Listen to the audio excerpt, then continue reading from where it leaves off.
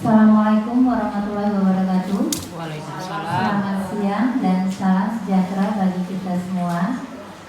Puji syukur kita panjatkan kehadirat Allah Subhanahu wa Ta'ala yang telah memberikan kita kesempatan dan kesehatan sehingga kita bisa hadir di tempat yang kita cintai ini dalam rangka menghadiri acara pengimbasan aksi nyata calon guru penggerak yang nantinya akan disampaikan oleh Bapak Sori Muda Harahap SAG dan Ibu Rimelda Girsang SPP.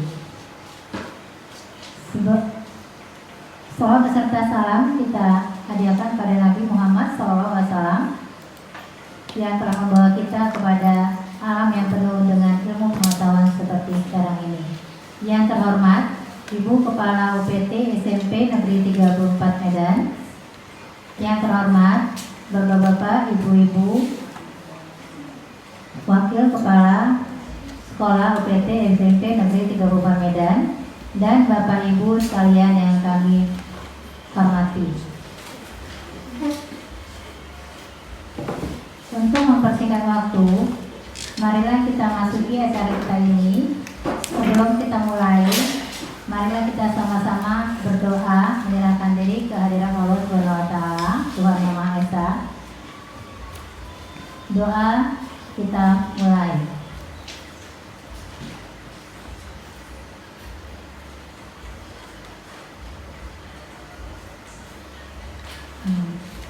Selesai. Baiklah Bapak Ibu, kita masuki acara selanjutnya, yaitu kata sambutan dari Ibu Kepala UPT SMP Negeri 34 Medan yang akan disampaikan oleh Ibu Ertada Terus Giring. Pada Ibu kami persilakan dengan hormat. Ya, terima kasih. Izin ya Pak Sori sama Ibu Rimelda. Selamat siang dan salam sejahtera untuk kita semuanya. Bersyukur kita kepada Tuhan Yang Maha Kuasa atas berkat limpah karunia-Nya. Pada siang hari ini kita boleh berkumpul di tempat ini, di ruangan guru yang kita cintai ini dalam rangka pengimbasan aksi nyata oleh calon guru penggerak, yaitu Bapak Sori Muda Harahap SAG beserta dengan Ibu Rimelda Girsang SPH. Bapak Ibu yang saya hormati, ya kita sungguh sangat bersyukur kepada Tuhan di sekolah kita ini sudah ada 2 CGP. Kita berdoa hingga sampai waktunya nanti semua kegiatan-kegiatan yang dilakukan di CGP itu dapat terselesaikan dengan baik, sehingga kedua Bapak Ibu guru kita ini bisa menjadi guru penggerak yang resmi dan sah. Bapak Ibu, mereka ini adalah angkatan yang ke-10 dan angkatan-angkatan selanjutnya pun masih tetap ada dibuka oleh pemerintah kita. Jadi saya sebagai kepala sekolah sangat berharap partisipasi kita semua untuk ikut ambil bagian di dalam CGP ini. Kemarin waktu pertemuan perdana dalam lokakarya dengan mereka ini di SMP 11, ya ada beberapa CGP juga yang saya tanyai, ya apakah mereka ini hanya perdana langsung dapat? Enggak seperti itu Bapak Ibu. Banyak juga yang sudah 6 kali pengujian baru mereka bisa masuk CGP. Ya, ada yang 5 kali katanya. Ya, memang bersyukur kita Ibu Rimelda baru perdana langsung diterima. Ya, artinya kita tidak diam di tempat, tidak jalan di tempat, tapi ayo Bapak Ibu, kita bergerak ya sesuai dengan moto sekolah penggerak. tergerak, bergerak, dan menggerakkan. Ya, kenapa saya bilang seperti itu? Kalau dia sudah guru penggerak, dia sudah bisa menjadi pemimpin pembelajaran di sekolah kita. Ya, memang kita ini semua pemimpin pembelajaran. Ya, tapi ada 6 bulan persiapan untuk menuju ke guru penggerak ini. Ya, jadi testingnya itu CGP, baru pelatihan selama 6 bulan. Ya, kalau saya perhatikan Pak Sori dengan Ibu Remelda, kadang ya saya tinggalkan mereka di sekolah ini sampai jam 5, sampai jam 6 sore. Memang ya banyak memakan waktu, memang bisa juga dari rumah. Tapi kadangkala pekerjaan kalau kita sudah sampai di rumah tak terselesaikan. Ya, sehingga mereka lebih bagus fokus di sekolah, selesai baru pulang ke rumah. Ya memang namanya belajar, ya belajar untuk membenahi diri. Ya memang harus memakan waktu yang sangat banyak, ya menghabiskan waktu yang sangat banyak. Kita Bapak Ibu masih banyak yang muda-muda ya.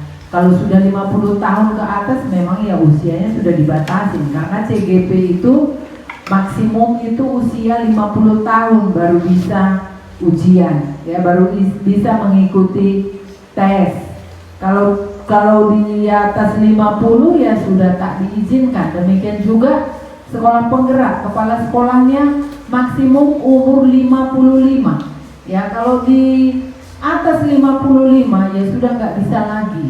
Ya, jadi Bapak Ibu, ya saya berharap kepada kita semua, kita ini adalah orang-orang pilihan, ya. Artinya kalau kita sudah dipercayakan untuk mengajar, ya harus juga mendidik, gitu. Ya, jadi tidak hanya mengajar, tapi mendidik dan mengajar. Kalau mendidik itu, saya yakin pendidikannya di situ bukan hanya pengetahuan, tapi pendidikan karakter juga. Ya, jadi saya berharap kepada kita semua untuk mungkin untuk tahun 2024 ya kita bisa ikut ambil bagian. Ya, ada bonusnya Bapak Ibu. Ya, bonusnya kita sudah punya sertifikat. Kalau Tuhan izinkan, sertifikat ini bisa kita gunakan untuk jenjang karir. Ya, untuk jenjang karir.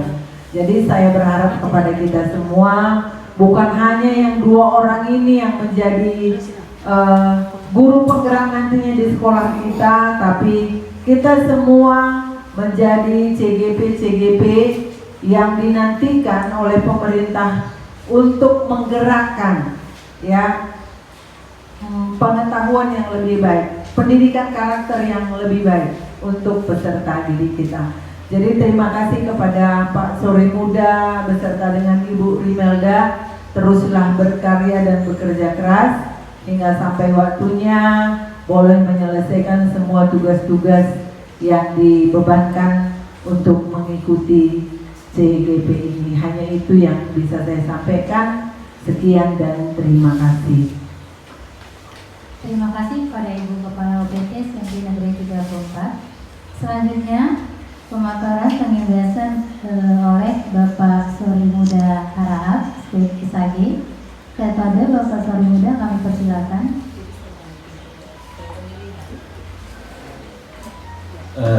Makasih. Izin saya jalan aja ya.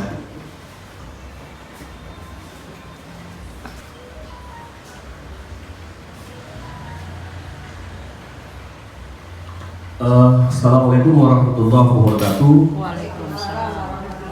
Selamat siang dan salam sejahtera bagi kita semua. Pertama kami ucapkan puji syukur kehadirat Tuhan Yang Maha Kuasa yang telah memberikan waktu dan kesempatan kepada kita bersama sehingga kita sampai dan dapat hadir di ruangan ini dalam rangka pengimbasannya dari aksi nyata yang kami lakukan di modul 1.4, yaitu tentang disiplin positif dan nilai-nilai kebijakan universal. Selawat dan salam pada junjungan kita Nabi besar Muhammad SAW, yang mana nantinya syafaatnya telah kita harapkan nantinya di hari akhir. Yang kami hormati Ibu Kepala Sekolah UPT SMP Negeri 34 Medan, Ibu Elsa Dapur Sendiri SPDNM. Makasih Bu yang sudah memberikan dan mau menghadiri acara kami ini dan juga memberikan kata sambutan yang luar biasa, mendorong dan memotivasi kita semua untuk saling bekerja sama dan juga mungkin dalam hal ini untuk CGP ya. Alhamdulillah, kalau saya bilang, kalau terkhusus adik kami Rina Yoda, beliau yang luar biasa. Beliau cuma sekali, alhamdulillah selesai.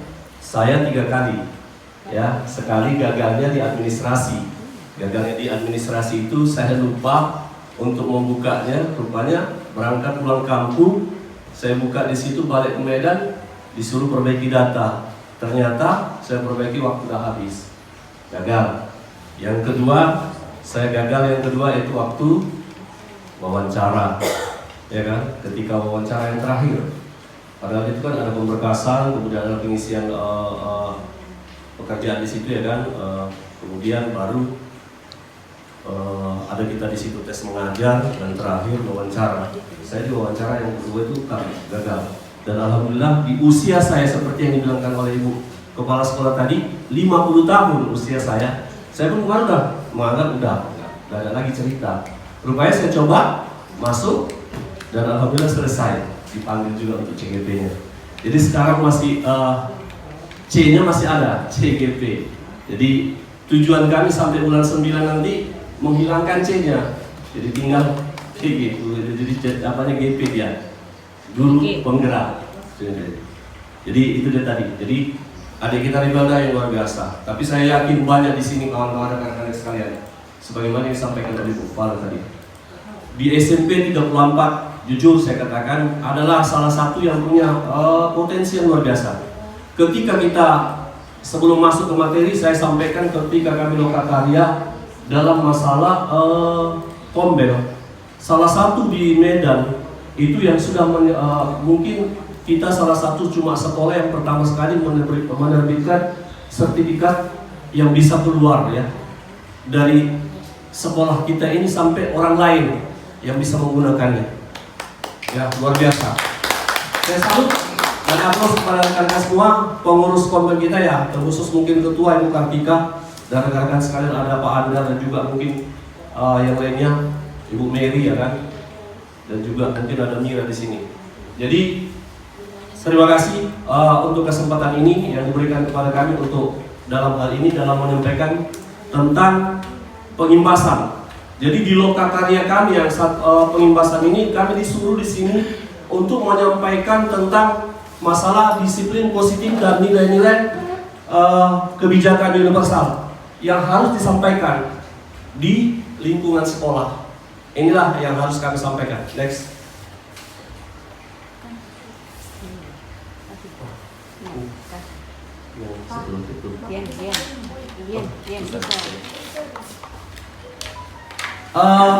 Ininya masukkan dulu ke langsung ke tinggal kasih sama Pak Puri.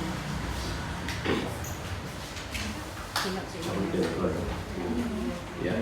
Baterainya ada pakai itu.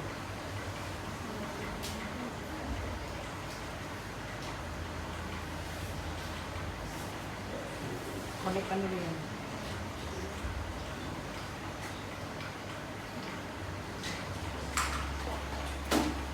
Layar utama aja Pak. Bisa.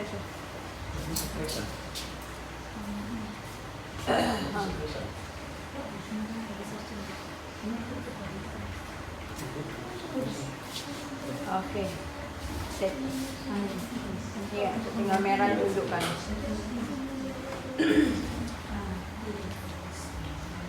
Baik, terima kasih.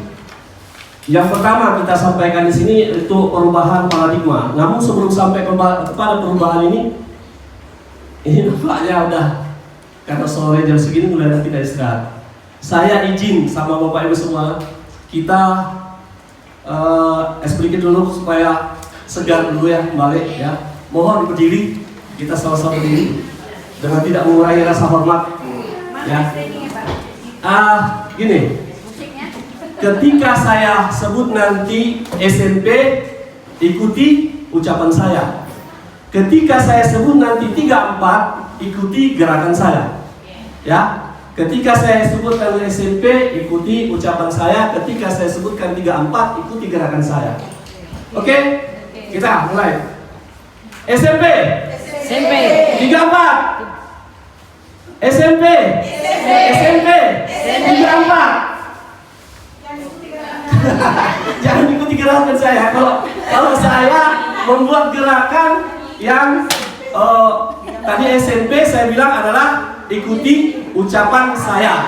3-4 ikuti gerakan saya. Jadi kalaupun saya bilang 3-4 jangan ikuti ucapan saya gitu ya. Saya ulangi. Kata kuncinya SMP ikuti ucapan saya. 3-4 ikuti gerakan saya. Oke? 3-4. Ya kan? Ya. 3-4. SMP. SMP. Jangan ikuti gerakan saya kalau saya di SMP cuma. Ya, baik Bapak Ibu sekalian, terima kasih. Sebenarnya saya hanya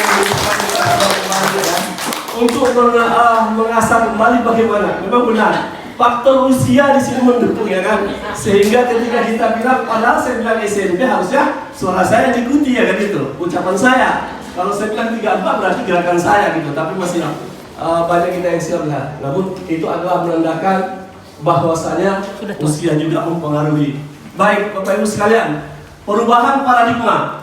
Nah, sekarang saya buat genggaman tangan saya.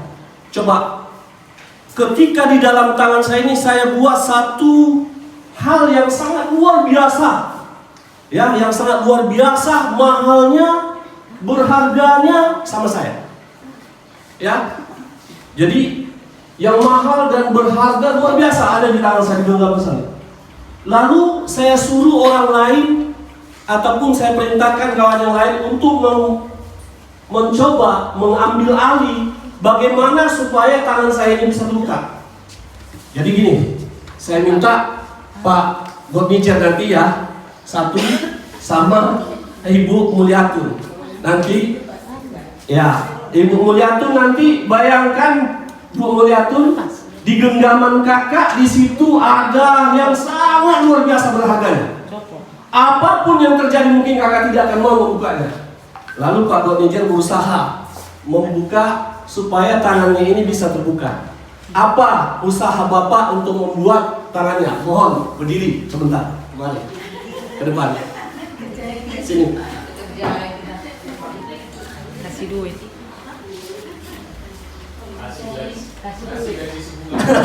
Oh, kasih gaji sebulan kata pokoknya Pak Godnijer berusaha membujuk ibu ini bagaimana supaya ini kepalan tangan daripada ibu ini bisa terbuka. Silakan.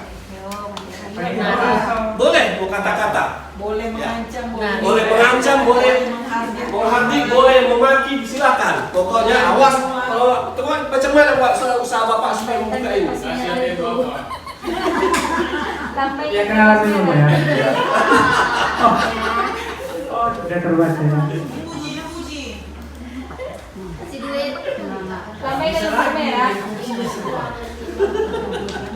Nari suruh nari.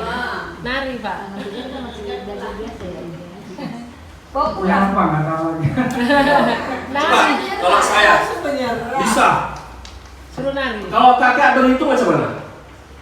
Nih, tangan kanan yang sopan ya bagus ya kan? 1. Iya, kayak ini nanti ini keluar. Iya. 1. Coba kakak berhitung. Ada kakak berhitung? Enggak. Aneh cumanya ada sesuatu. Ya. Jadi, kakak mau? Kalau saya tukar dengan isi dompet saya macam mana? Nah, Yang mana merah? ini semua sama dompet saya. Nah, iya, kakak buka itu bisa. Ini lebih besar. Oh ya, lebih mahal harganya katanya. Luar biasa. Gak mau ya kan? Mari tepuk tangan sama kakak muda itu. Terima kasih. Bapak Ibu sekalian, apa sih yang bisa kita ambil dari sini? Ada yang bisa? Apa sih pelajaran yang bisa kita ambil dari sini? Bapak Ibu, tadi saya katakan anggaplah ini sebuah Berharga. hak benda yang sangat berharga bagimu, dan berusahalah untuk merubahnya, berusahalah untuk membukanya. Apapun usaha yang kita lakukan, apapun usaha yang kita buat, kalau memang itu tidak datang dari diri kita sendiri, tidak bisa. Tapi kalau kakak dari diri kakak sendiri untuk membuka itu, bisa nggak? Terbuka nggak? Terbuka. Artinya perubahan apapun yang dibuat oleh pemerintah kita, perubahan apapun yang terjadi sama kita, kalau tidak karena diri kita, nggak ada yang bisa apa-apa. Berarti kembali kepada diri kita sendiri. Jadi itulah makna yang ada di sini. Nah, bagaimana kita mau berubah, mau meninggalkan paradigma kita yang lalu, sementara diri kita belum terbuka untuk menerima perubahan-perubahan yang dibuat oleh pemerintah. Itu yang pertama, ya. Jadi perubahan paradigma, bagaimana membuka diri kita supaya betul-betul semua apa yang dibuat dan direncanakan dalam kegiatan kurikulum Merdeka ini bisa kita laksanakan, yaitu tadi kata kunci yang pertama, bukalah diri kita dan tinggalkan semua paradigma kita, terutama mungkin yang sering kita katakan, sudahlah, saya ini kan udah mau pensiun. Itu kata-kata kunci yang selalu kita ucapkan, ya kan? Kalian sajalah di sana, katanya gitu, ya kan? Kalian sajalah di sana, maunya jangan. Kenapa? Karena perubahan itu nggak bisa kita elakkan, pasti ada. Dulu Bapak Ibu sekalian, jujur, saya salah satu di antaranya mengatakan itu. Allah, bagaimana sih gitu ya?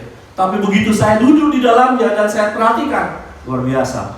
Ternyata betul, kita harus merubah diri kita. Kita harus merubah mindset kita tentang apa yang terjadi di kurikulum Merdeka. Baik Bapak Ibu sekalian, terima kasih. Itu untuk yang pertama. Oke, kalau ini lanjut aja di sini.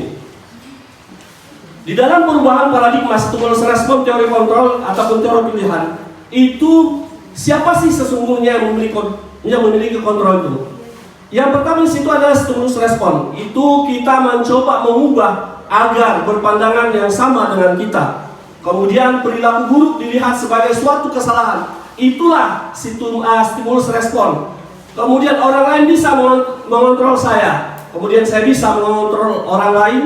Kemudian pemaksaan ada pada saat bujukan gagal. Jadi contohnya tadi pada saat bujukan gagal bisa. Awas kalau kayak gitu. Itu adalah ancaman, kan itu dia tadi. Kemudian model berpikir menang atau kalah, itu paradigma kita. Ya kalau nanti aku gini aku kalah, kan gitu dia tadi. Sedangkan teori pilihannya di sini kita berusaha memahami pandangan orang lain tentang dunia. Kemudian semua perilaku memiliki tujuan. Kemudian hanya Anda yang bisa mengontrol diri sendiri. Kemudian Anda tidak bisa mengontrol orang lain.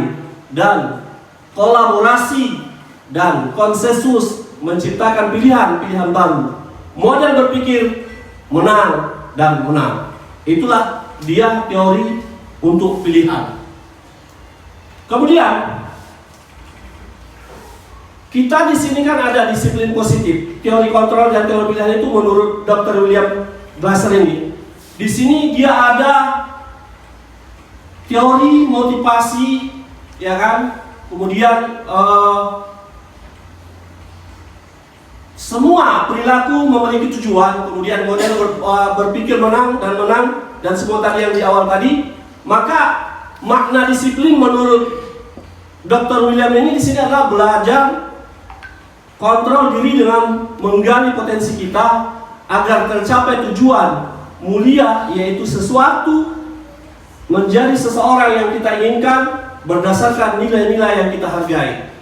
Kemudian teori motivasi. Ya, teori motivasi itu di situ yang pertama untuk menghindari hukuman. Yang kedua untuk mendapatkan imbalan. Itu adalah teori motivasi yang selama ini mungkin motivasi yang kita buat. Kemudian yang ketiga untuk menghargai diri sendiri. Sementara nilai-nilai kebijakan universalis itu adalah yang mau kita buat di sini adalah keyakinan kelas. Kalau kita di sini apa namanya? Kita buat kesepakatan kelas, ya. Luar biasa sekolah kita. Di sini sudah dibuat, sementara kita juga sudah membuat kesepakatan kelas. Kesepakatan kelas ini adalah keyakinan kelas ini yang mana di situ tujuannya adalah membuat anak-anak tidak merasa bahwasanya itu yang diberikan adalah hukuman baginya. Tapi dia merasa itu adalah keyakinan kelas yang mereka sepakati bersama. Kemudian ada 5 posisi kontrol. Nanti Bapak Ibu bisa melihat posisi di mana kita saat ini. Keadaan kita sekarang berada di mana? Yang pertama, penghukum. Kalau penghukum udah jelas ya kan, lari 10 kali di lapangan, itu penghukum, ya kan? Kemudian ketika tidak mengerjakan tugas, mungkin kita buat bagaimana? Ulangi 100 kali, kan? Termasuk penghukum nggak? Ya kan? Dan Bapak Ibu bisa melihat. Kemudian pembuat rasa bersalah. Siapa yang mencapai ini? Kami yang nyebutin tadi. Ya kan, itu dia kan. Jadi membuat anak itu merasa bersalah. Kemudian yang ketiga adalah posisi kita, apakah kita termasuk sebagai teman? Sudahlah, jangan hari guna. Nanti ibu kepala sekolah marah sama saya karena kalian nggak mau belajar. Itu posisi teman. Menganggap anak-anak adalah sebagai teman. Kemudian ada pemantau. Dan yang kelima, yang seharusnya guru itu adalah sebagai manajer. Bapak Ibu sekalian, kalau posisi manajer itu mungkin bisa kita lihat bagaimana kita membuat si anak tadi merasa bersalah. Contoh, mungkin kemarin ada saya buat di dalam YouTube yang saya masukkan. Itu kebetulan akar langit di situ mempunyai baju baru. Tapi semua simbol tidak dipakai. Lalu saya panggil dia ke dalam kelas. Saya tanya, Bapak panggil kemarin, kamu tahu nggak apa alasan Bapak mengambil kemarin? Lalu dia menjawab, tahu Pak. Apa itu? Saya tidak memakai simbol. Jadi bukan kita membuat anak itu bersalah, tapi dia yang mengakui kesalahan dia. Gitu. Apa masalahnya? Saya tidak memakai simbol. Kenapa tidak dipakai simbol? Itulah dia tadi mencari masalahnya. Oh, saya baju baru Pak. Benar. Ternyata dia baju baru. Iya kan? Lalu kita buat di situ. Kalau di dalam keyakinan kelas ada nggak kita buat bagaimana? Bahwasanya seorang siswa itu seharusnya. Lalu dia jawab harus menggunakan simbol dan atribut kelas, atribut sekolah ketika belajar di dalam kelas. Jadi dia yang mengatakan bahwasanya dia yang salah, bukan kita yang menyudutkan dan mengatakan dia salah. Itulah yang seharusnya seorang manajer. Lalu kemudian dia mengatakan itu semua sampai akhirnya dia berjanji, oke, kalau begitu yang bagusnya bagaimana? Besok saya akan pasang simbol saya akan lengkapi semua perlengkapan saya. Alhamdulillah setiap besoknya betul dia pasang. Kenapa? Karena dia yang kita suruh untuk menyelesaikan dan mengucapkan janji. Kalau enggak, awas ya. Kalau selama saya gitu, besok pasang ya. Gitu ya kan? Besok pasang. Kalau enggak dipasang besok ya. Itu yang saya buat selama ini. Itu kan? Tapi saya minta dia bagaimana? Seharusnya bagaimana bajumu? Oh, dilengkapi Pak. Jadi bagaimana Pak? Besok Pak, saya lengkapi semua simbolnya dan atribut sekolah saya. Besok saya perhatikan, benar nggak? Betul. Dibuat rupanya dan dilengkapi semua atribut-atributnya. Itulah dia tentang manajer. Maka kita sebagai guru ini berada di dalam posisi sebagai manajer. Ya, sebagai manajer di situ itu tadi bukan hanya di dalam kelas itu dan semua kita di sini. Bagaimana supaya kita bisa berkolaborasi dengan kawan-kawan kita semuanya. Kemudian ada di sini segitiga institusi, kemudian ada 5 kebutuhan manusia. Ya, 5 kebutuhan dasar manusia. Ini 5 kebutuhan inilah yang mempengaruhi anak-anak untuk berbuat. Ada kan anak-anak kan udah kita selesaikan, baik itu menggunakan segitiga institusi, udah kita selesaikan masalah. Tapi toh kenapa dibuat? Masih tak kenapa dilakukan? Itu pertanyaannya karena kebutuhan dasarnya di situ ada yang tidak terpenuhi. Ketika kita melaksanakan segitiga restitusi tadi, salah satu di antara itu ada kebutuhan yang tidak terpenuhi. Yaitu apa dia? Bertahan hidup, kemudian penguasaan, kemudian kasih sayang dan rasa diterima, kemudian di situ kesenangan, kemudian kebebasan. Mungkin salah satu dari kebutuhan dasarnya itu tidak terpenuhi, makanya dia masih dendam dengan apa yang sudah kita selesaikan. Contoh anak berantem, udah kita selesaikan, udah ya selesai, ya Pak. Udah, tapi begitu pulang masih dia gasak ada itu lagi. Berarti salah satu dari kebutuhan ini belum kita selesaikan kepada dia. Itu tadi, mungkin ada yang tidak kena sama dia dari salah satu kebutuhan dasar yang ada pada diri yang tadi. Baik, untuk berikutnya, karena kami ini berdua di sini, ya, alhamdulillah di sekolah kami ini kan ada 2 orang yang untuk pelaksanaan pengibasan ini. Dan semalam saya sudah tanya bagaimana kami caranya karena kami berdua. Silakan kolaborasi gantian. Jadi saya minta kepada adik kami di Kota Gesang untuk melaksanakan pembelajaran berikutnya. Silakan. Terima kasih.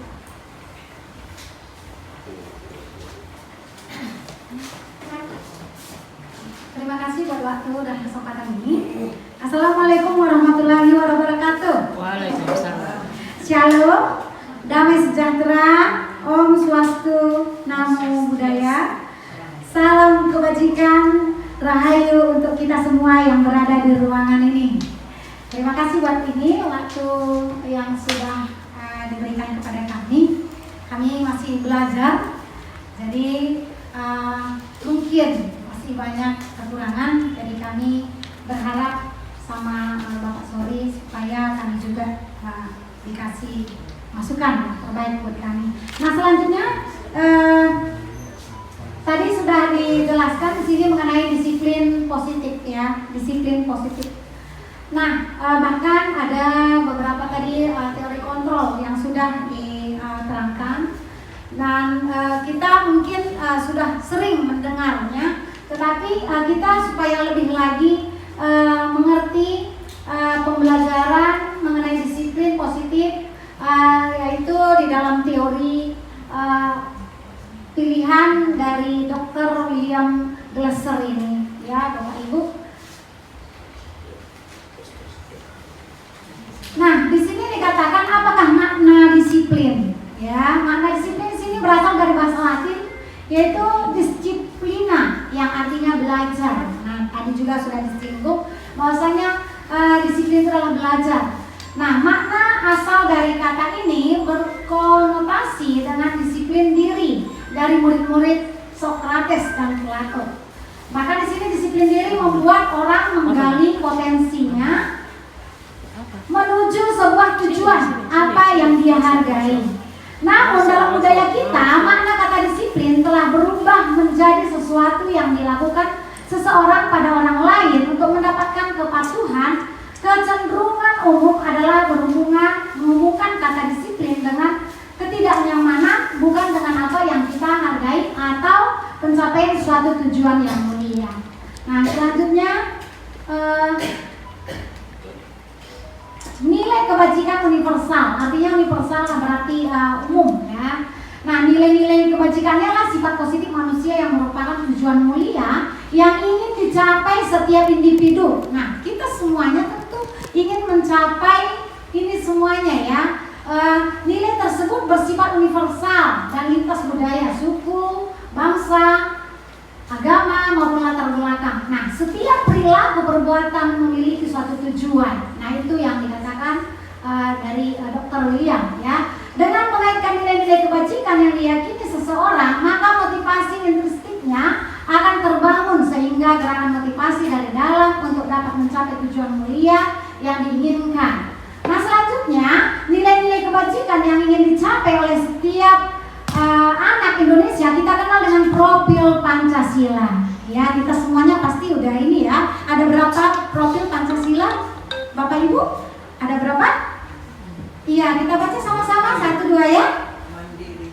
Beriman, bertakwa kepada Tuhan Yang Maha Esa dan berakhlak mulia. Nah, selanjutnya mandiri, bernalar kritis, berkomunikasi global, bergotong royong, kreatif. Nah, kita bahkan di dalam nilai rapor kita udah isi ini. Ya benar Bapak Ibu ya? Ya, yang kelas 9. Nah, selanjutnya teori motivasi, hukuman dan penghargaan restitusi. Itu yang dikatakan tadi sama Pak Sori. Nah, ini teori motivasi perilaku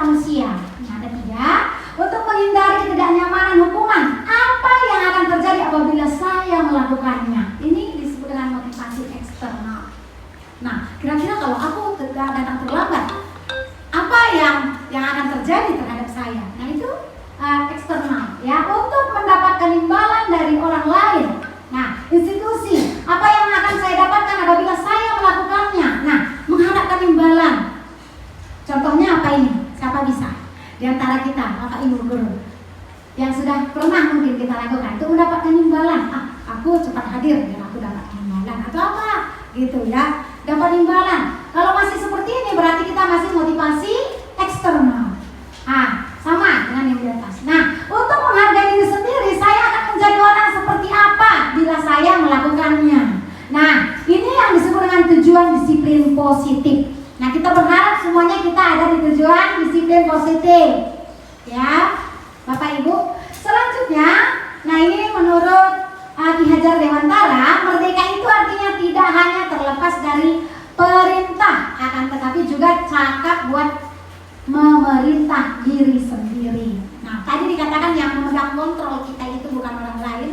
Saya bukan dipegang kontrol sama Bapak Suri, tetapi saya sendiri.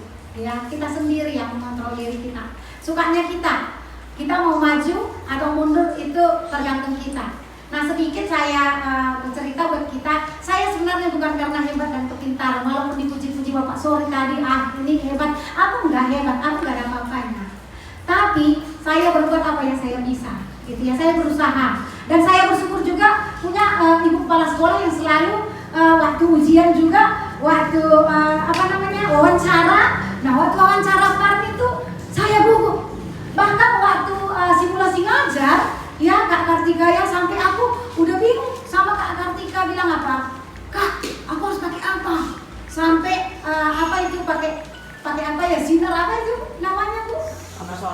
Lampu sorot, sampai saya sewa lampu sorot yang punya Bapak Dayat waktu itu. Lampu sorotnya itu adalah lampu sorot yang untuk pesta.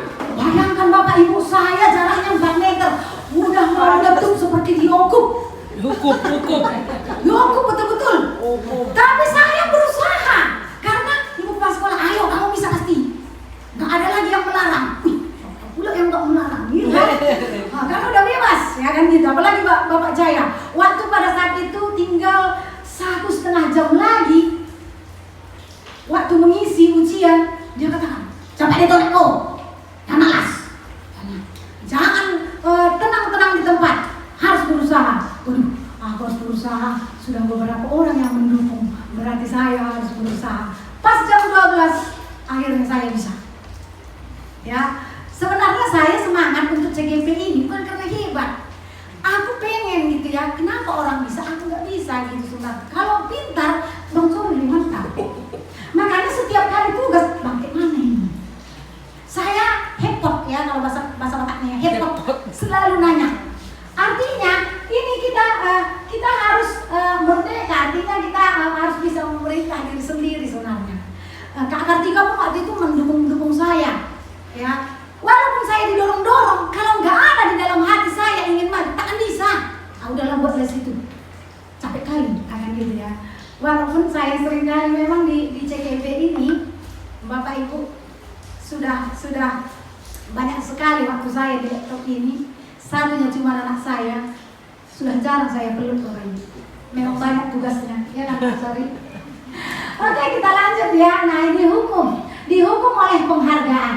Nah, di sini bahwa penghargaan berlaku sama dengan hukuman dalam arti meminta atau membujuk seseorang melakukan sesuatu untuk memenuhi suatu tujuan tertentu dari orang yang meminta, membujuk seperti tadi ya, udah dibujuk Bapak Sori, tetapi bertahan. Nah, seharusnya kita seperti itu ya, bertahan. Artinya harus dipegang terus, nggak boleh ambil orang gitu ya. Tapi karena kita punya kendali sendiri, bisa aja kita kasih. Benar nggak? Bisa aja kita kasih kalau memang pas kebutuhan kita, betul? Ya. Jadi ini pengaruh jangka pendek dan jangka panjang. Nah ini hukuman ini pengaruh jangka pendek, jangka panjang. Penghargaan menghukum. Nah, penghargaan mengurangi ketepatan. Penghargaan tidak efektif. Penghargaan merusak hubungan. Nah, ini hukum dan penghargaan. Nah, kita lanjut next. Hukum oleh penghargaan. Penghargaan menurunkan kualitas. Ya, penghargaan menurunkan kualitas. Contoh, kalau kita suruh anak-anak mengerjakan sesuatu ya kan, kita kasih dia, ya kan mau gitu ya, ayo kalau nanti kau juara 1, aku kasih kau 500.000, ya kan. Sebenarnya dia bukan bertujuan belajar lagi, tapi apa? Kira-kira dia mau mengejar penghargaan, 500.000, lumayan, mencontek jari lah. Kan gitu ya. Jadi penghargaan menurunkan kualitas, nggak berkualitas, betul, iya. Jadi penghargaan mematikan kreativitas, anak kreativitas lagi, udahlah contek aja ya kan. Jadi aja dia itu, nah gitu ya, penghargaan mematikan, jadi kita nggak kreativitas lagi, karena udah bisa mencontek-contek ya kan gitu ya. Nah, penghargaan mengurangi motivasi intrinsik. Nah, kita lanjut. Nah, bentuk program kebajikan nih, apresiasi. Dalam memberikan apresiasi, pengakuan perlu diingat beberapa hal. Beri pengakuan secara khusus. Ya, kan kita panggil anaknya ya kan. Kamu memang hebat. Kemarin kamu mengerjakan tugas. Ya kan dipanggil. Ya.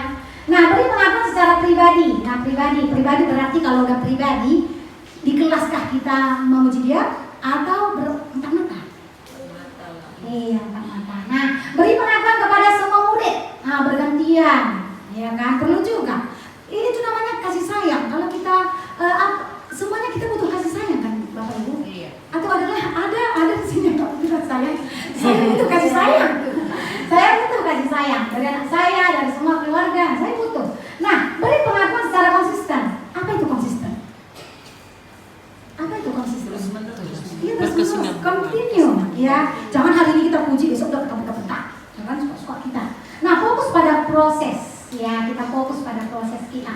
Nah, ini contoh pengakuan apresiasi kebajikan yang tadi sudah dijelaskan di depan.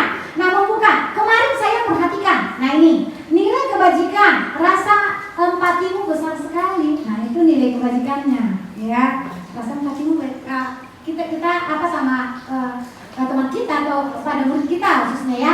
Pada saat menolong murid baru di kelas kita, ya, saya menghargai itu kepedulianmu. Pada saat kamu membantu teman-temanmu di tugas kelompok, nah kita kasih kepedulian, ya. Pada saat dia mengerjakan kerja kelompok, terima kasih untuk rasa tanggung jawabmu, itu nilai kebajikannya. Nah, situasinya harus kita lihat pada saat kamu memungut kertas-kertas yang berserakan di lantai. Iya, itu situasinya. Jangan pula salah. Oke, selanjutnya tindakan guru. Nah, lihat ini. Mencatat 100 kali di dalam buku kalimat. Saya tidak akan terlambat lagi. Karena terlambat sekolah sampai berlembar dicatat sampai habis buku itu. Nah, sampai capek dia, sampai habis tintanya. Lari mengelilingi lapangan basket 2 kali karena terlambat hadir di sekolah. Nah, ini bisa kita lihat nanti di hukuman atau apa ya. Selanjutnya, murid diminta untuk push up. Ini lebih keras lagi nih kalau guru penjas ini. Ya, nggak mungkin guru agama membuat apa ya push up. Udah lain gitu ya. Oke, selanjutnya menggantikan kertas tugas teman yang telah dicoret-coret. Nah, ganti itu. Udah coret dari tadi. Nah, gitu ya kan, kita kayak gitu ya kan, sering menghakimi kita kan. Nah, membersihkan tumpahan air di meja, tulis karena tersimbol pada saat belajar. Bersihkan itu. Jadi seolah-olah saya pengalaman pernah saya buat seperti itu.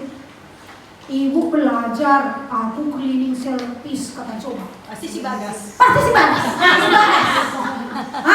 Saya belajar ini, jadi saya teringat seperti, berdosa kali aku gitu ya.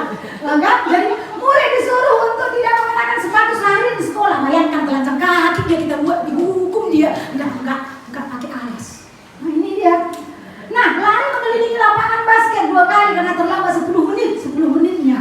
Ini orang guru olahraga ini ya kan. Enggak mungkin agama lagi kan. Oke, lanjut ini. Ya. Hukuman atau konsekuensi yang pertama tadi ada di sini. Hukuman. Berat sekali ya. Selanjutnya yang kedua hukuman juga. Yang ketiga juga hukuman. Nah, menggantikan kertas teman yang telah dicoret-coret tadi juga konsekuensi. Ini udah masuk ya konsekuensi. Oh, ini rupanya wow, tadi begini kan gitu ya, ada konsekuensinya. Selanjutnya membersihkan tumpahan air di meja, itu juga konsekuensi, Bapak Ibu. Murid disuruh untuk mengenakan sepatu seharian di sekolah karena tidak mengenakan sepatu hitam. Hukuman. Ngeri kali ya. Saya pernah melakukan ini sekali karena terlambat dan sepatunya pun sepatu putih pula. Tapi itu kalimatnya murid disuruh untuk mengenakan sepatu seharian di sekolah. Iya, karena tidak mengenakan sepatu hitam. Disuruh Berarti ini tidak mengenakan atau mengenakan. Karena itu pernyataannya murid disuruh. Iya, tidak mengenakan seharusnya ini. Iya. Nah, jadi selanjutnya lari mengelilingi lapangan basket 2 kali karena terlambat 10 menit untuk pembelajaran PJOK. Ini termasuk konsekuensi ya. Nah selanjutnya Bapak Ibu ada hukuman konsekuensi, suatu yang menyakitkan harus terjadi. Nah itu adalah hukuman menyakitkan. Nah kalau konsekuensinya sesuatu harus terjadi ya. Berani berbuat, berani bertanggung jawab dari sini. Membuat anak sakit fisik hati untuk jangka waktu lama. Nah ini yang lebih bahaya. Membuat anak merasa tidak nyaman dalam jangka waktu pendek. Nah ada anak-anak ini kalau dia tidak suka dengan gurunya karena membentak-bentak atau menghukum, dia bisa pura-pura sakit Bapak Ibu. Nggak datang dia. Ya ini dia. Anak membenci kedisiplinan. Ya ini hukuman. Nah anak dihargai disiplin, itu konsekuensinya. Paksaan, biasanya kalau hukuman itu kan paksaan. Nah, seperti yang dikatakan Bapak tadi ya, kita langsung menjasmi dia. Nah, mendorong anak agar mudah menyelesaikan diri. Nah, hukuman itu konsep diri yang buruk, konsep diri yang baik, ya konsekuensinya. Nah, anak belajar untuk menyembunyikan kesalahan. Nah, konsekuensinya anak belajar untuk mematuhi peraturan. Nah, terakhir marah, merasa bersalah, dipermalukan, merasa tak dihargai, kehilangan hak, dibuat tidak nyaman, diasingkan untuk sementara. Nah, ini perlu sekali untuk kita di sekolah kita ini, bahwasanya hukuman konsekuensi itu harus bisa kita bedakan, ya. Karena ini pengalaman kalau memang kita hukum anak-anak secara fisik, saya udah punya anak sendiri, dia ingat sampai sekarang. Dia akhirnya ada luka batin, jangan sempat seperti yang ini ya, membuat anak sakit, sehingga ketika kita suruh pun dia melawan. Karena apa? Karena dia merasa nggak enak sama kita. Jadi kalaupun anak itu kalau nggak enak sama kita, pembelajaran kita pun pasti nggak diterimanya ya. Karena sayang dulunya kita sama gurunya, baru kita sayang pelajarannya. Benar atau salah? Benar ya. Oke. Selanjutnya apa itu restitusi? Nah itu yang dikatakan tadi, restitusi adalah proses menciptakan kondisi bagi murid untuk memperbaiki kesalahan mereka sehingga mereka bisa kembali pada kelompok mereka dengan karakter yang lebih kuat. Nah restitusi juga merupakan proses kolaboratif yang mengajarkan murid untuk mencari solusi untuk masalah mereka, membuat murid berpikir tentang orang seperti apa yang mereka inginkan. Nah itu, dan saya kemarin itu buat contohnya itu Bagas, karena mulai dari kelas 7 sampai kelas 8 ini, nah si Bagas lah anak kesayanganku. Saya pernah katakan sama si Bagas, saya sudah melihatmu 10 tahun yang akan datang. Macam mana ibu dia tahu 10 tahun yang akan datang? Iya, saya melihat kamu menjadi pemimpin negeri ini. Presiden. Begitu ya, ya Bu, berarti kau harus kayak mana? Harus baik Bu, harus sopan Bu. Dia sendiri yang menjawab. Lebih pandai lagi dia menjawab, iya kan? Nah jadi ini seharusnya ini kita lakukan lah, ya kan? Kita lakukan artinya kita sebagai bukan penghukum tadi, tetapi kita sebagai manajer, ya manajer. Kita anggap semua anak itu jangan kita hukum, karena nanti jadi timbul sakit hatinya sama kita. Nah selanjutnya ini identitas gagal, ya sesuatu yang menyakitkan. Nah itu tadi ya. Jangan sempat dia sakit hati sama kita, karena ini fakta. Jangan sempat sakit hati artinya anak-anak itu jangan sempat dia dendam sama seperti anak saya. Kalau dendam dia itu bahaya. Ketika dia dendam, saya yang ini ya, apa namanya? Saya yang rugi. Kenapa saya yang rugi? Karena saya adalah orang tuanya. Nah, ketika dia dihina karena dia tidak punya bapak, ya di tengah jalan didorongnya masuk ke parit yang 2 meter itu, Bawa ke rumah sakit. harus bawa ke rumah sakit, bayar lagi. Nah, hati-hati kita ya, jangan sempat guru pula nanti dibenci ya kan. Nah, kalau anak-anak kan rentan dengan hal-hal yang seperti itu. Jadi kita jangan sempat ada sakit hati ya. Sesuatu harus terjadi, konsekuensinya ya. Selanjutnya itu restitusi. Restitusi merupakan pilihan. Nah tidak nyaman, nah hukuman itu tidak nyaman Bapak Ibu ya, tidak nyaman buat mereka. Konsekuensinya tidak nyaman untuk jangka waktu atau pendek. Nah ada jangka waktunya. Baru mengatakan untuk murid atau anak dalam jangka waktu panjang. Nah identitas yang gagal ini ya. Ini dia mengharapkan keadilan. Terus selanjutnya murid dibuat tidak nyaman, nggak nyaman, ya. Selanjutnya murid akan mendapatkan penguatan kalau direstitusi. Artinya kita nasihati dia. Memang nggak gampang melakukan ini, tetapi kita harus belajar untuk melakukannya. Berlaku hanya sebuah institusi, tidak berlanjut pada kehidupan nyata. Selanjutnya konsekuensinya membantu penerapan mengikuti peraturan dalam masyarakat. Ya, fokus restitusinya harus fokus pada pemecahan masalah dalam jangka waktu panjang. Nah, selanjutnya identitas yang gagal, peraturannya adalah kamu harus begini, kamu harus begini. Nah, itu hal yang gagal. Nah, apa konsekuensinya? Apa peraturannya? Mampukah kamu melakukannya? Terima kasih. Tuh. Restitusinya, apa yang kamu yakini? Nah, seperti yang dikatakan Bapak sore tadi, apa yang kamu yakini? Sehingga ada yang disebut dengan yang ada di sekolah kita, ada itu yang namanya kesepakatan kelas, ya. Tapi di sini dikatakan keyakinan kelas, ya. Nah, apa yang kamu yakini? Apa yang kamu bisa lakukan untuk memperbaiki masalahmu? Jadi dia yang melakukan, dia lagi ya menyelesaikannya, gitu. Jangan kita langsung hakimi dia. Nah, murid anak membenci peraturan. Murid itu konsekuensinya murid anak menghormati peraturan. Nah, restitusinya adalah murid menghormati diri dan orang lain.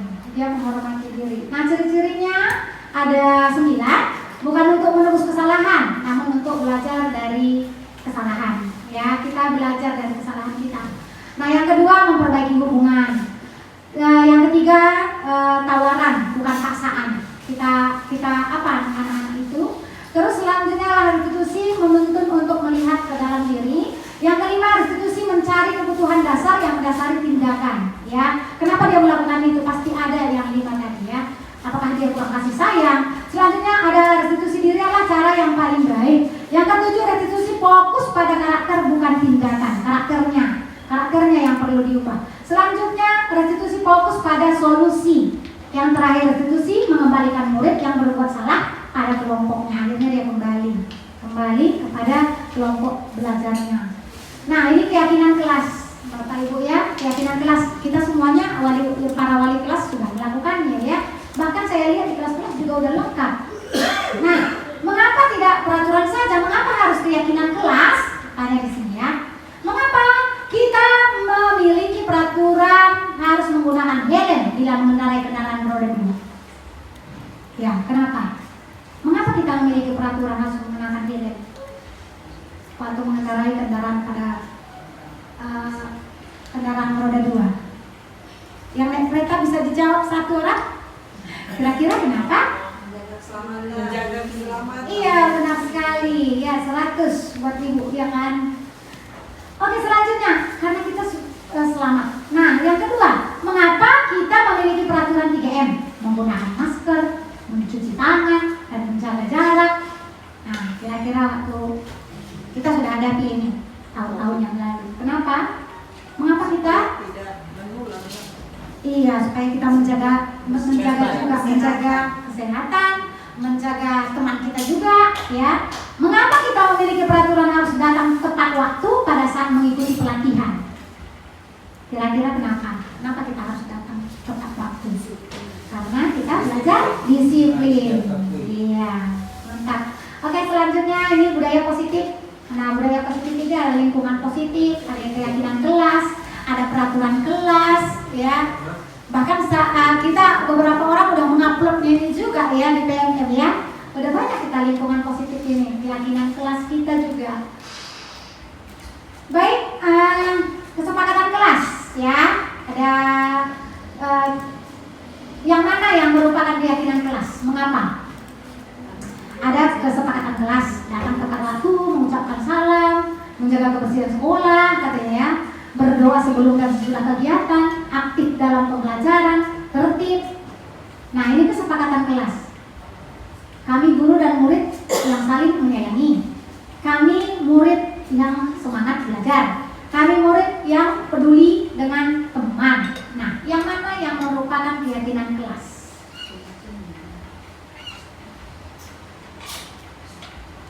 Yang mana yang merupakan keyakinan kelas. Mengapa kira-kira? Mau yang mana ini sekarang? Yang- Yang kiri atau kanan? Yang kiri atau yang kanan? Maksudnya kiri. Kalau datang tepat waktu mengucapkan salam itu kan udah kesepakatan kelas, bukan keyakinan kelas. Peraturan. Ini sudah peraturan. Baru menjaga kebersihan sekolah, ya itu keyakinan. Kenapa? Kalau kita sadarkan siswa melalui kebersihan, berarti kita menjaga lingkungan yang sehat. Ya, jadi kalau menjaga kebersihan sekolah itu, menurut saya itu keyakinan kelas. Keyakinan kelas. Baru berdoa sebelum dan sesudah kegiatan itu kesepakatan. Kesepakatan kelas.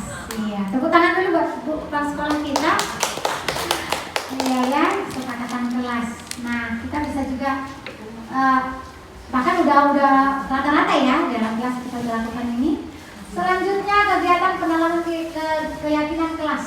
Nah, ini kegiatannya ada di sini, terlihat, terdengar, berperilaku. Nah, ini dalam kelas ya, bekerja.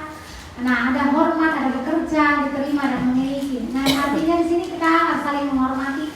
Nah, kami meyakini bahwa sangat penting untuk menghormati semua orang dan barang milik orang lain.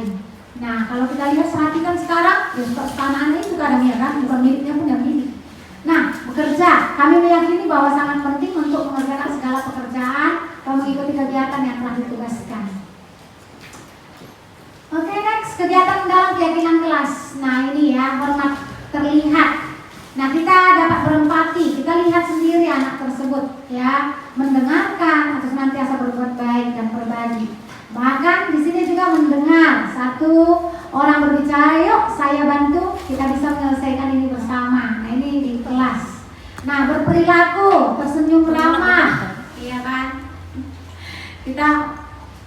Kita di rumah, bahkan di sekolah, kita ini ya. Saya bersyukur juga dengan Kak Elin mengajar anak-anak untuk disiplin positif. Kalau datang ke kantor nggak bisa diam-diam, tapi selamat pagi Bu, nah, itu disiplin positif. Nah, sebelum makanya saya bangga dengan Kakak Helen Karami. Kakak ini udah melakukan apa yang kami pelajari, ya kan? Nah, jadi ini kita sama-sama, jangan satu orang mengingatkan satu orang, ya kenapa sih itu mau masuk mau enggak gitu ya kan? Sama-sama kita, ya kan? Nah, kalau masuk itu kan ruangan guru, sopan dong, nah, gitu ya kan? Itu akhlak, ya kan? Pribadi kita. Nah, selanjutnya, udah. Oke ya, jadi ini pemaparan budaya positif yang harus kita lakukan. Akhir daripada pertemuan ini saya ucapkan terima kasih buat kita semuanya. Baik, kita kasih aplaus sama Ibu Desa. Ya. Bapak Ibu sekalian tadi sudah disampaikan bagaimana tentang kesepakatan kelas. Ada sedikit lagi kita di sini yaitu tentang kebutuhan dasar manusia. Tadi kita bilang ketika kita memberikan satu sanksi kepada anak ataupun satu masalah yang sudah kita selesaikan dengan proses segitiga restitusi, tapi kenapa berulang kembali? Itu dikarenakan salah satu dari kebutuhan dasarnya itu di sini tadi tidak terpenuhi. Ya, salah satu dari kebutuhan dasar yang ada dia di sini itu tidak terpenuhi. Bisa aja mungkin dia di situ kasih sayangnya rasanya itu berpihak karena mungkin dia merasa tadi bapak ini sebelah apa namanya berpihak sebelah kan gitu ya kan pilih kasih gitu. Berarti dia masih butuh kasih sayang dan rasa diterima oleh gurunya. Jadi itu dia tadi kenapa berulang kalau masih satu masalah itu berulang kembali itu karena kebutuhan dasar manusia itu ada salah satu yang tidak terpenuhi. Oke, kemudian tadi 5 posisi kontrol itu tadi sudah kita jelaskan. Ada sebagai penghukum. Tadi sebagai penghukum itu di situ kalimatnya itu biasanya biasa menghardik. Kamu sini. Nah itu dia kan itu sebagai penghukum. Jadi dia kalau kalimatnya menghardik, menunjuk-nunjuk, bergoda-goda, itu namanya berarti penghukum. Itu ciri-ciri dan tanda orang yang dia adalah sebagai seorang penghukum. Ya. Kemudian menyakiti, kemudian juga menyindir. Ketika di kelas yang mengajar, jangan seperti kawan kita. Nah itu dia kan. Sering kita butuh, jangan seperti kawan. Ini akan membekas terus sama dia. Ini akan terus membekas sama dia. Lalu apa yang terjadi sebenarnya kalau dia membekas sama dia? Tadi sudah disampaikan. Bisa sampai seterusnya dia akan ingat. Mohon maaf ya, dulu ada guru kita di sini, Pak Purba ya. Ya, bukan istilahnya mengingat kembali beliau udah pensiun. Kenapa sampai semua di dinding-dinding itu ditulisi botak gitu ya? Hari 34. Ya kan?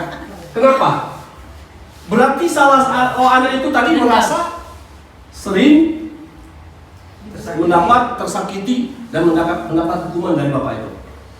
Sehingga kan diimbaskan, diluaskannya ya, dilepaskannya semua dinding kelas kita. Kalau masuk kamar mandi jangan tanya. Di atas. Kalau ditanya itu dulu, Pak Botak kata gitu tuh. Ya kan? Saya dulu ingat guru saya waktu SMP, ketika memberikan satu soal, dulu kita kan selalu kasih PR. Nah, ketika mau dijawab ke depan, sekalipun tidak pernah mengatakan soal itu yang kita jawab adalah salah. Begitu kita selesaikan, dia jawab, dia jawab situ. Begitu kita selesai, bagus. Nggak pernah mengatakan salah. Dari mana kau dapat itu? Enggak. Bagus. Silakan dulu. Itu selalu dia bilang. Tapi baru nanti dia bilang, ada nggak yang bisa menyelesaikan ini? Ada nggak yang bisa mengoreksi ini? Berarti kalau dari gitu udah salah jawabannya, maka gitu itu tadi. Itu Pak Maskud ingat kali saya guru saya dulu waktu SMP saya. Ada nggak yang bisa menyelesaikan masalah ini kan? Ada yang nggak bisa menyelesaikan soal ini kan? Berarti itu salah. Tapi kalau dia bilang lanjut nomor sekian, berarti jawaban kita tadi benar. Itu dia. Oke, jadi ini 5 posisi kontrol itu. Tadi sudah saya jelaskan apakah kita termasuk penghukum, apakah kita termasuk semua membuat orang merasa bersalah, ataukah kita sebagai teman, ataukah kita sebagai pemantau, atau posisi kita yang seharusnya adalah sebagai manajer. Jadi kalau manajer ini dia tadi mengajukan pertanyaan-pertanyaan. Contoh kan tadi saya bilang, ini sebenarnya ketika kami dapatkan ini, makanya disuruh kami aksi nyata. Coba kamu buat. Waktu itulah video yang saya buat itu ya kan, yang saya buat di YouTube. Anak ini tadi kebetulan yang tadi contohnya saya bilang tadi akar langit tadi. Pas kebetulan dia di situ masuk ke dalam kelas tidak menggunakan simbol. Atau yang kedua masalah yang saya dapatkan, ada anak yang pada saat kita literasi bukan, tapi jajan di kantin. Rupanya ditelusuri kenapa dia jajan di kantin? Rupanya terlambat bangun, ya kan, setelah dia jawab, dia terlambat bangun sehingga tidak sempat sarapan, maka lari ke kantin. Dia lapar. Ada, makanya itu dia tadi jangan kita langsung menjustis menyalahkan si anak tadi. Itulah dia 5 posisi kontrol bagi seorang guru. Jadi maunya kita itu berada, kita semua itu di posisi sebagai manajer. Ya, kita berusaha untuk menjadikan diri kita sebagai manajer di dalam pembelajaran kita sehari-hari. Kemudian ini saya rasa untuk pertanyaan-pertanyaannya tadi sudah benar di sini sudah disampaikan oleh Bu Imelda. Kalau saya kecewa sekali dengan kamu, maka siapa yang mengatakan itu adalah orang yang berarti gurunya sebagai pembuat merasa bersalah. Itulah kalimat yang kalau muncul itu berarti dia bersalah.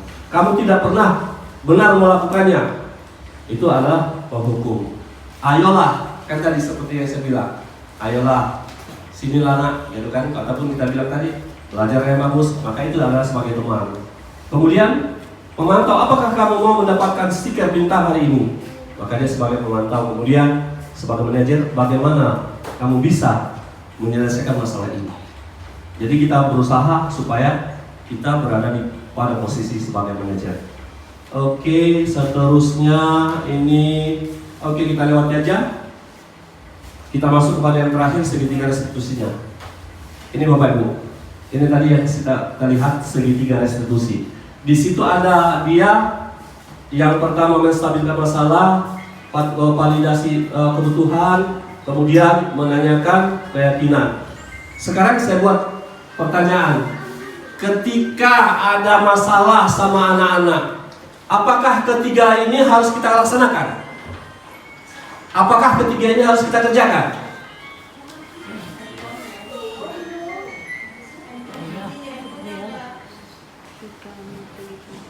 ketika kita sedang memproses ataupun membuat segitiga restitusi.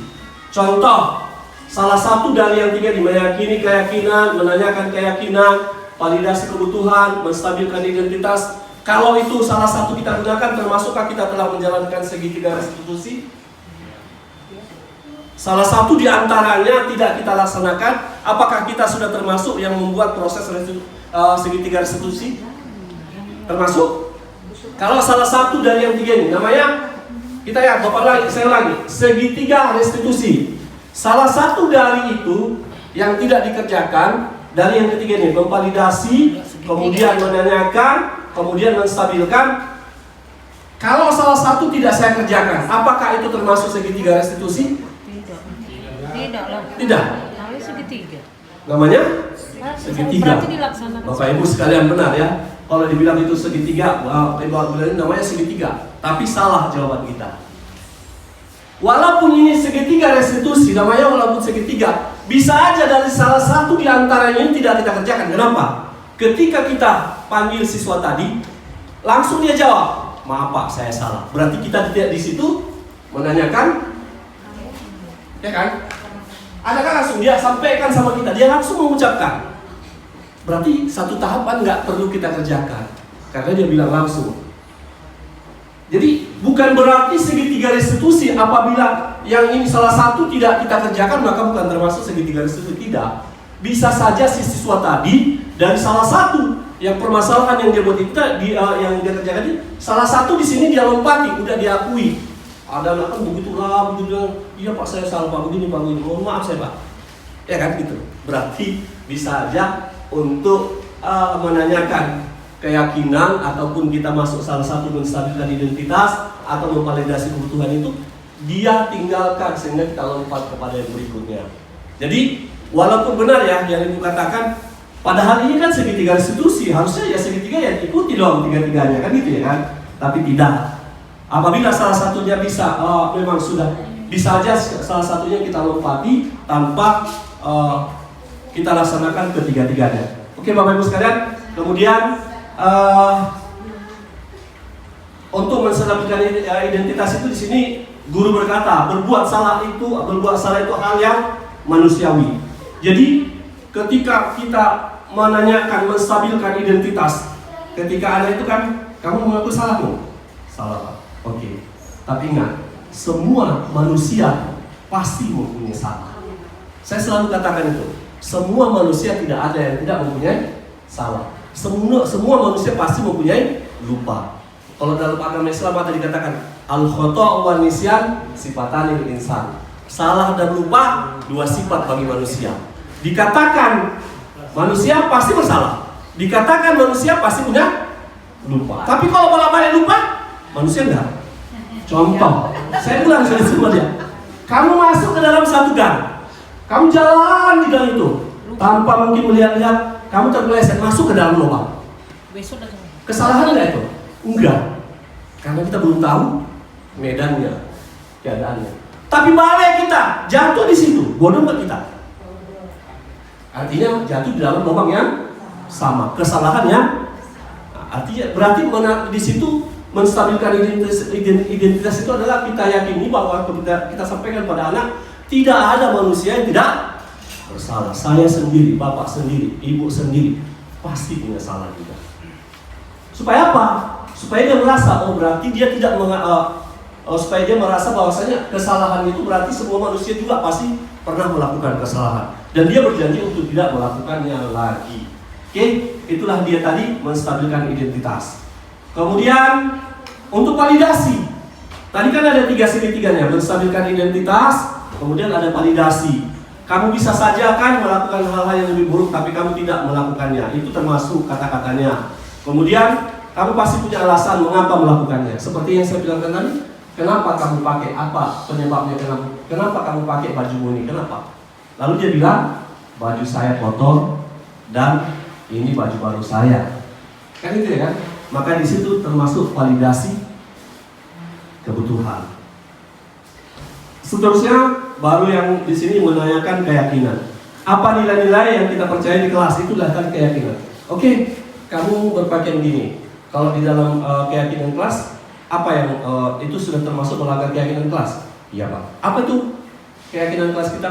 Ketika belajar harus berpakaian rapi dan memakai atribut sekolah. Maka dia sendiri yang menjelaskan bahwasanya dia melanggar keyakinan kelas yang mereka buat.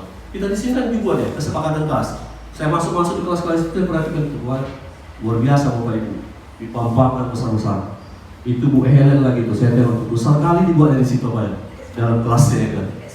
Ya kayak apa? Kayak spanduk besar di situ. Kesepakatan kelasnya.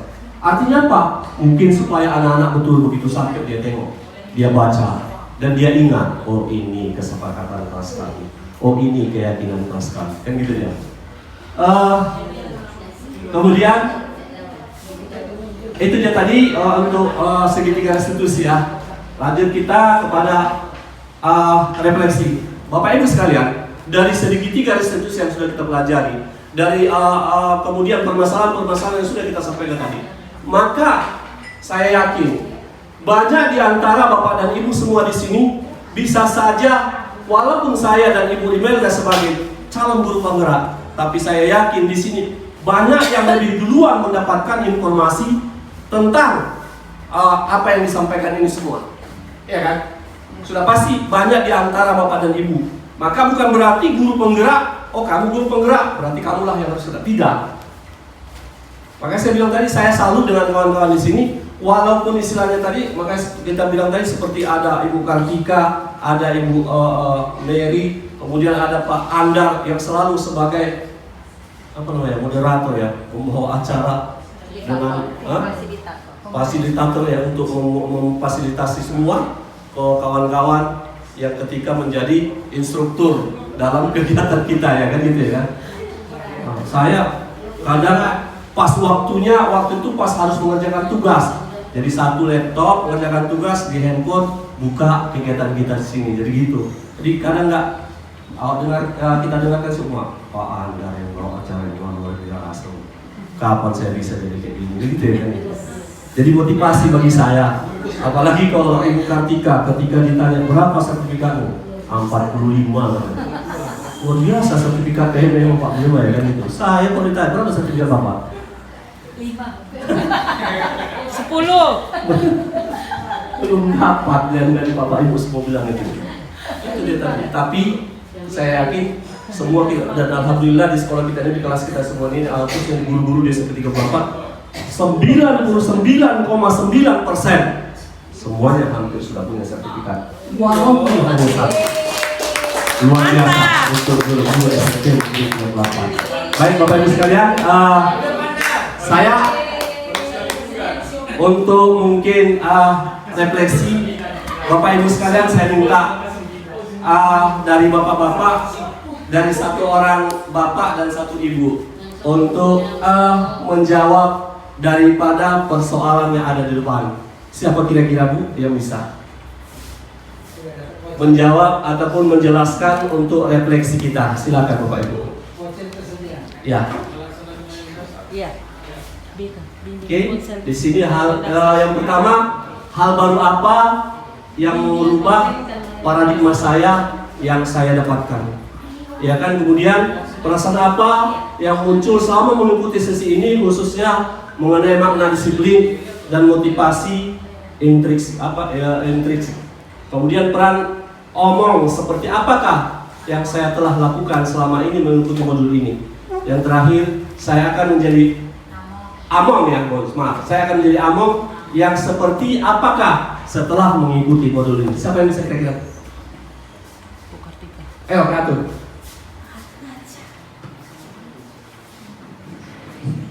Hal baru apa yang mengubah paradigma saya yang saya dapatkan? Hal baru yang saya dapatkan, saya mengetahui yang namanya segitiga restitusi, sehingga menjadi masukan yang akan dapat membawa diri saya nantinya untuk mengajar menjadi lebih baik lagi dan menghadapi anak-anak untuk menjadi lebih baik lagi. Kemudian selanjutnya, yang kedua, perasaan apa yang muncul selama mengikuti sesi ini, khususnya mengenai makna disiplin dan motivasi intrinsik. Ya, perasaan merasa bahwa dengan materi ini dan mengikuti sesi ini, saya tuh melihat bahwa hebat sekali yang namanya disiplin positif dan motivasi sesi ini, sehingga mendorong diri saya itu untuk menjadi lebih baik lagi. Yang ketiga, yang lain lah masa saya aja. Boleh. Yang lain. Terima kasih. Mungkin kedua ini apa dulu Pak Tongan dulu Pak Tongan. Ada Pak apa? Ya. Kita mulai ya.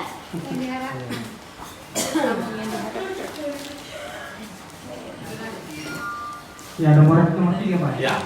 Nomor 3 peran Berubah potongannya. peran Among seperti apakah yang Tadi saya Pak telah Tongan, lakukan jadi Pak selama Manik. mengikuti modul ini. Ya, selama mengikuti modul ini peran yang sudah saya lakukan ya, yang pertama tadi yang dari penjelasan Ibu Rinalda tidak melakukan hukuman fisik lah tadi ya. Ya, tidak membuat siswa itu sakit hati supaya anak-anak itu lebih nyaman belajar. Cara mendekatkan diri kepada siswa dulu supaya bisa anak-anak itu mengikuti pelajaran dari gurunya. Begitu. Yang terakhir.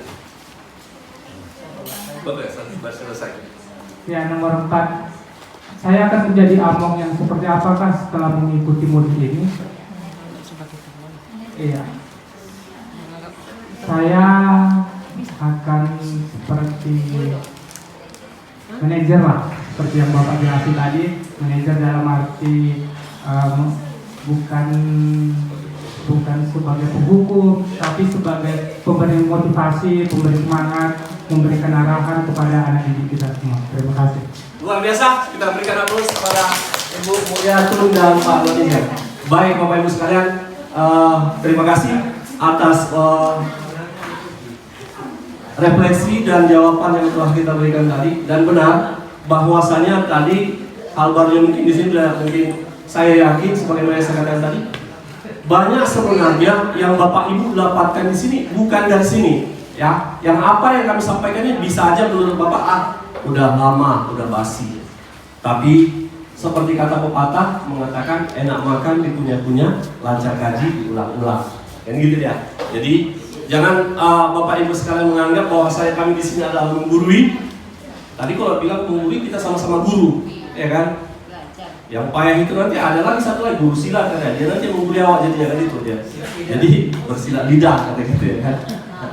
Jadi mohon maaf kami kepada Bapak Ibu sekalian, saya selaku calon guru penggerak ya dari angkatan 10 dari SMP Negeri Kabupaten Medan ini beserta Saya Rinalda Girsang STH CGP angkatan yang ke-10. mudah-mudahan apa yang telah kita lakukan hari ini mendapatkan keberkahan dari Tuhan Yang Maha Kuasa. Apa yang sama-sama kita jelaskan di sini bisa kita laksanakan khususnya di sekolah kita ini, karena salah satu sekolah kita adalah sekolah penggerak. Itu aja yang dapat kami sampaikan. Sekali lagi saya secara pribadi mohon maaf saya kepada Bapak Ibu sekalian apabila di sana sini terdapat kesalahan dan kesilapan kami, baik itu dalam penyampaian dan juga mungkin tutur kata kami yang menyalahi hukum adat dan hukum agama. Kepada Tuhan Yang Maha Kuasa saya mohon ampun, kami semua mohon ampun. Kepada Bapak Ibu sekalian kami mohon maaf. Demikian, lebih kurang wallahu a'lam bishawab. Assalamualaikum warahmatullahi wabarakatuh.